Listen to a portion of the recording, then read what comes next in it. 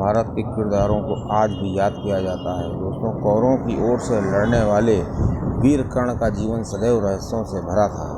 दोस्तों, कर्ण के चरित्र का वर्णन इतिहास के पन्नों में दर्ज है और इतिहास में हमेशा उसको याद किया जाएगा। दोस्तों, कर्ण को उसकी बहादुरी, दानवीरता और वचनबद्धता, मित्रता के लिए याद किया जाता है।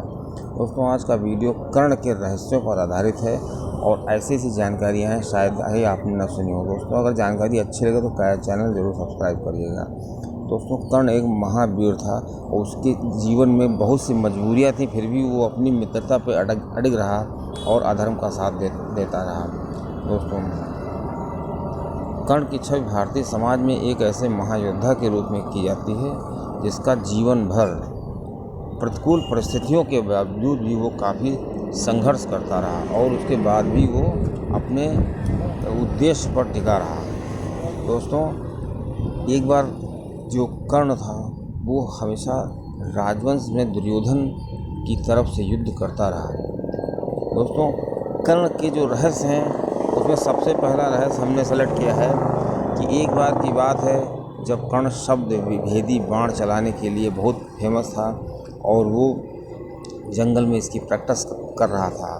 दोस्तों, उसको जंगल में एक झाड़ियों में आवाज़ सुनाई दी तो उसको लगा कि कोई जंगली जानवर है। और दोस्तों, ऐसे में क्या हुआ कि वो उस आवाज़ को तीर से भेदना चाहता था और दोस्तों उसने ऐसा कर भी दिया। लेकिन दोस्तों, जब तीर लगा तो वो एक बछड़ा निकला और वो बछड़ा जो था उसकी मृत्यु हो गई। वो बछड़ा ब्राह्मण का था। ब्राह्मण ने जब ये देखा तो बहुत ही दुखी हुआ। दोस्तों, उसने श्राप दे दिया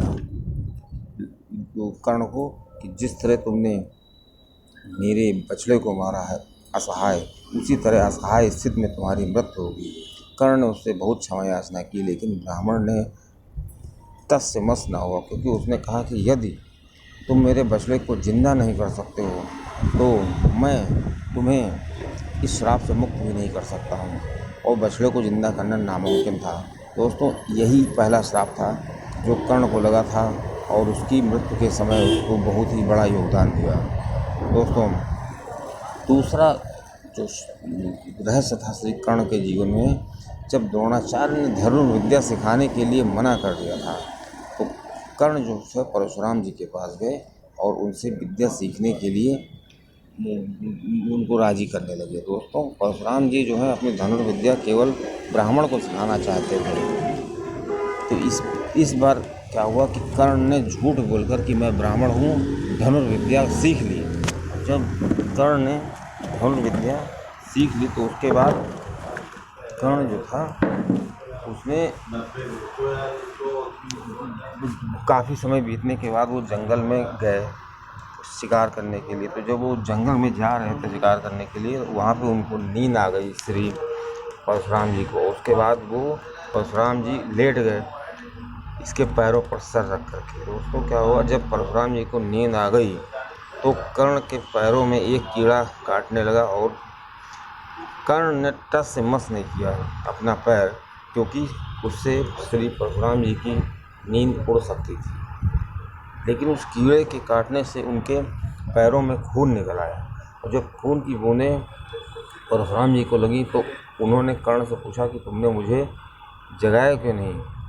तो उसने कहा कि आपकी नींद खराब होती तो मुझे अच्छा नहीं लगता। बस कर्ण जी को ये समझने में देर न लगी कि इतनी सहनशक्ति किसी ब्राह्मण में नहीं हो सकती है, ये कोई क्षत्रिय है। ऐसे में परशुराम जी ने उसको श्राप दे दिया, कहा कि तुम जो है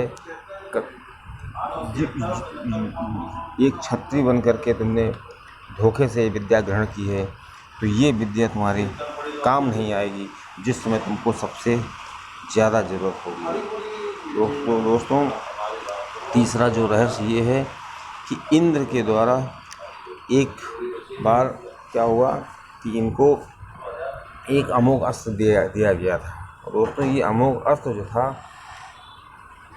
श्री कृष्ण को जब पता चला तो वो जानते थे कि इससे कर्ण के द्वारा अगर इसका प्रहार किया गया तो अर्जुन की मृत्यु हो सकती है। इसलिए कर्ण से ये अमोघ अस्त्र हटाने के लिए, छीनने के लिए एक प्लान बनाया गया और घटोत्कच पर इसका प्रहार कर दिया कर्ण ने। और जब कर्ण ने इस पर प्रहार किया तो इसकी शक्ति चली गई। और दोस्तों कर्ण इंद्र जो थे उनकी शक्ति के जाने से कर्ण फिर उसी तरह हो गए।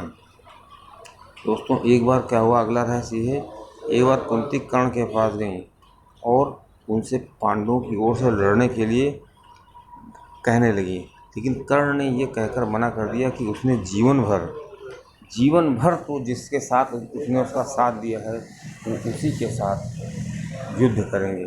दोस्तों वो तस हिम्मत न हुआ और कुंती को ये कहा कि मेरे घर कोई भी याचक आता है तो कभी निराश नहीं जाता है। मैं आपसे वादा करता हूँ कि मैं आपके जो 4 पुत्र हैं उनको मैं कभी भी टच नहीं करूँगा, कभी भी उनके ऊपर प्रहार नहीं करूँगा। केवल अर्जुन मेरा शिकार है, आपके 5 पुत्र फिर भी जिंदा रहेंगे। दोस्तों अगला रहस्य ये है कि कर्ण का पालन पोषण जिसने किया था अभिरथ जी ने, वो चाहते थे कि कर्ण का घर बस जाए। तो कर्ण जब द्रौपदी को प्राप्त न कर सका तो कर्ण ने 2 विवाह किए सूत पुत्रियों से। एक थी वैशाली, दूसरी सुप्रिया। दोस्तों इनसे इनको 9 पुत्रों को जन्म हुआ।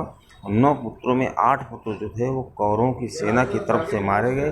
और जो एक पुत्र था वृषकेतु, वो जब पांडवों को पता चला कि ये कर्ण का पुत्र है तो उन्होंने उसको अपने खेमे में शामिल कर लिया। दोस्तों कर्ण दान के लिए बहुत प्रसिद्ध था और दोस्तों श्री कृष्ण जो थे उसकी परीक्षा लेना चाहते थे।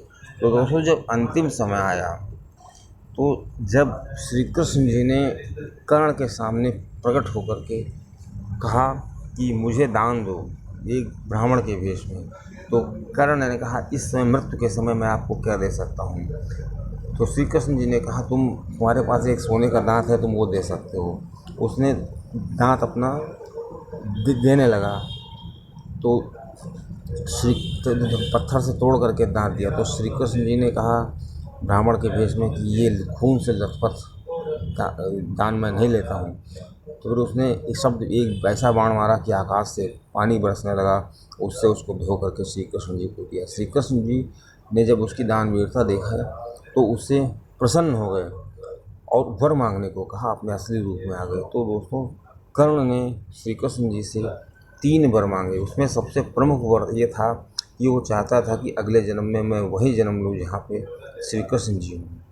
और दोस्तों एक बार उसने श्री कृष्ण जी से ये मांगा कि आप जो हैं हमेशा पिछड़े वर्गों की उत्थान के लिए कुछ प्रयास करिए अगले उस जन्म में। और दोस्तों तीसरा सबसे महत्वपूर्ण ये था कि अंतिम समय में जो श्री कृष्ण जी थे वो उनको वरदान दे करके अंतर्ध्यान हो गए और श्री कृष्ण उसकी इसी तरह मृत्यु हो गई।